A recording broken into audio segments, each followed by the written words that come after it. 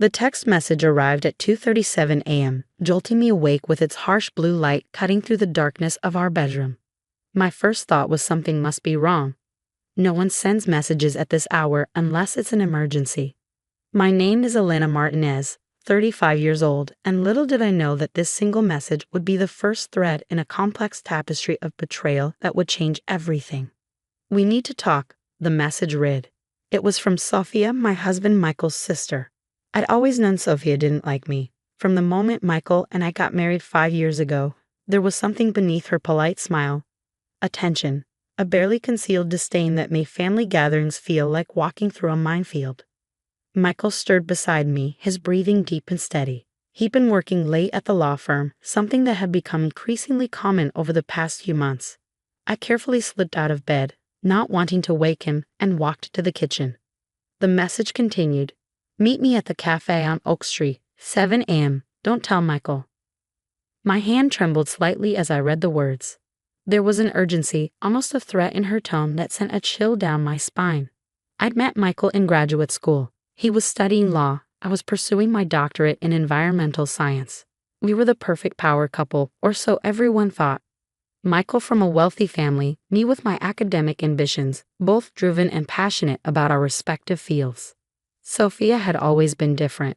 While Michael was the responsible, ambitious sibling, she bounced between jobs, always expecting her family to bail her out. Their parents, especially their mother, had always been overly protective of Sofia, making excuses for her constant financial troubles and failed relationships. I checked the time.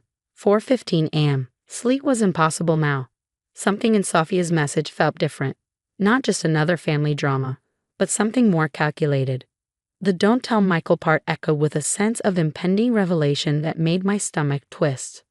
When morning came, I prepared carefully. I dressed in the blue blazer Michael loved, the one that made me feel strongest. My doctoral research on urban environmental sustainability was gaining recognition, and I'd worked hard to build my reputation. The cafe was quiet when I arrived. Sofia was already there, her perfectly manicured nails wrapped around a coffee cup. She looked different, more serious than I'd ever seen her. "You took everything from me," she said without preamble. I blinked, confused. "What are you talking about?" Her laugh was brittle, sharp-edged. "Michael. My brother. My family's attention. Everything." I realized then that this was more than a simple confrontation. This was a declaration of war. Michael and I built our life together. I said carefully, "I don't understand what you mean." Sofia leaned forward, her eyes glinting with a mix of desperation and something darker. "You have no idea what's coming to you." The way she said it, like a promise, like a threat, made my blood run cold. What Sofia didn't know was that I wasn't the naive woman she believed me to be. Years of academic research had taught me to look beneath surfaces, to understand complex systems and hidden motivations. And something told me that this conversation was about to change everything. "Tell me," I said, my voice steady. "What exactly are you planning?" Little did Sofia know, I was already 3 steps ahead, and the game was just beginning. The courtroom was silent, full of tension. I sat calmly, hands in my lap, watching as the truth finally came out. Sofia had made a mistake. She thought I was weak, just a quiet observer in my own life. For weeks, I had gathered proof. Bank records, secret messages, recorded talks. What I found was worse than I had imagined. Michael's mother, Eleanor, sat behind me. Her perfect suit and makeup couldn't hide her fear. She knew what was coming. "Mrs. Martinez," the judge said, "please summarize your claims." I stood up. "Your Honor, this was a planned effort to ruin my marriage and my life." I explained how Sofia and Eleanor had worked together to frame me. They faked messages and photos, hired private detectives, and built a false story of me cheating. Their goal was to make Michael divorce me and leave me with nothing. They believed that once I was gone, Michael would be easy to control. But they had underestimated me. I had been watching them, gathering proof for months. "The most important evidence," I said, "is this." I handed the court clerk a USB drive. It contained proof, bank transfers, conversations, and records of payments to lawyers and investigators. Thousands of dollars spent on lies. Michael sat in shock. His lawyer whispered urgently, but he had no defense. "This isn't just about a divorce," I said. This was a full plan to destroy my reputation, my career, and my future. The court reviewed the evidence, bank records, text messages, and recorded conversations. The truth was undeniable. The judge looked serious. What started as a divorce case had now become a bigger legal issue: fraud and harassment. Sophia turned pale. Eleanor looked shaken. Michael looked sick. My lawyer spoke next. The damage to my client is not just financial. Her career and emotional well-being were attacked. Their family's perfect image was falling apart. Years of manipulation were now exposed. The final decision was clear. Michael would lose the divorce case, and his family faced possible legal charges. As I left the courtroom, I felt peaceful. This wasn't about revenge. It was about justice. Outside, the sun was shining. My phone buzzed, messages of support from friends and colleagues. Eleanor walked up to me. "You've destroyed this family," she said. I looked at her calmly. "No, your own actions did that." As I walked away, I realized something important. The best way to fight lies isn't anger. It's patience. It's proof. It's knowing your own worth. Sophia and her family had made one big mistake. They had underestimated me. Just then, my phone rang. It was the dean of my department. A new research grant, an exciting project. My career was moving forward. Life, I thought, has its own way of bringing justice. The courtroom hummed with tension, a quiet electricity that speaks of impending revelation. I sat composed, my blue blazer pressed, my evidence meticulously organized. My name is Elena Martinez, and today everything would change. Sophia and Michael's mother, Eleanor, sat 2 rows behind me. Their perfectly coordinated outfits couldn't mask the fear brewing in their eyes. "Mrs. Martinez," the judge addressed me, "please summarize your claims." I stood, my movements deliberate and controlled.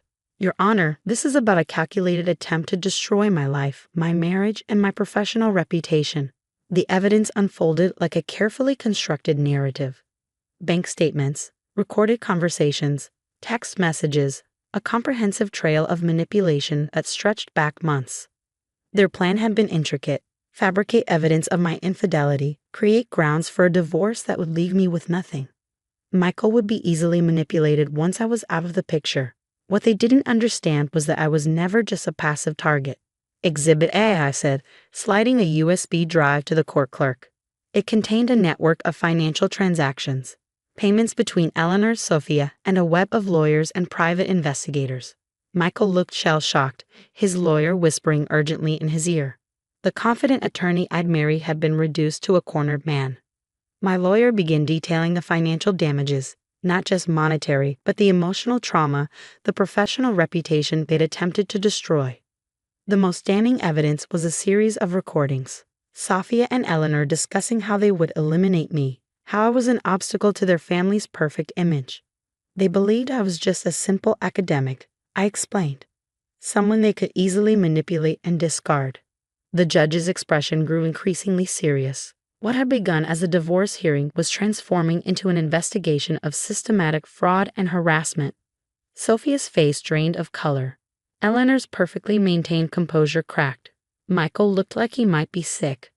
When the hearing concluded, the results were definitive: a complete dismantling of their elaborate scheme. Michael would not only lose the divorce proceedings but potentially face legal consequences. As we left the courtroom, a strange calm settled over me. This wasn't about revenge. This was about justice, about protecting myself when no one else would. Outside, the summer sun blazed. My phone buzzed with messages of support from colleagues, my research team, people who understood my true value. Eleanor approached, her usual confidence gone. "You've destroyed this family," she whispered. I met her gaze, calm and direct. "No," I replied. "Your own actions did that long before I spoke a word." Walking away, I realized something profound. The most powerful weapon against manipulation isn't anger. It's documentation. It's patience. It's knowing your own worth. My academic training had prepared me for this moment. The ability to observe, to collect evidence, to build a comprehensive case. These were skills I'd honed for years. Sophia and her family had made one critical mistake. They had underestimated me. As I stepped into the sunlight, my phone rang. The dean of my department, a new international research grant, a collaboration that would take my work to unprecedented levels. Life, I realize, has its own way of delivering justice. Later that evening, sitting in my apartment, I reflected on the day's events. The carefully constructed plan that had taken months to unravel. The family dynamics that had been toxic long before I entered the picture. My research on urban environmental sustainability had taught me something crucial. Systems are complex. Family systems, legal systems, personal relationships, they all have hidden currents, unspoken rules. I had navigated those currents. I had survived. A message from a colleague caught my eye. Impressive work today, it read. Not many would have the patience, the strategic thinking to pull this off. I smiled. This wasn't just a victory. This was a statement,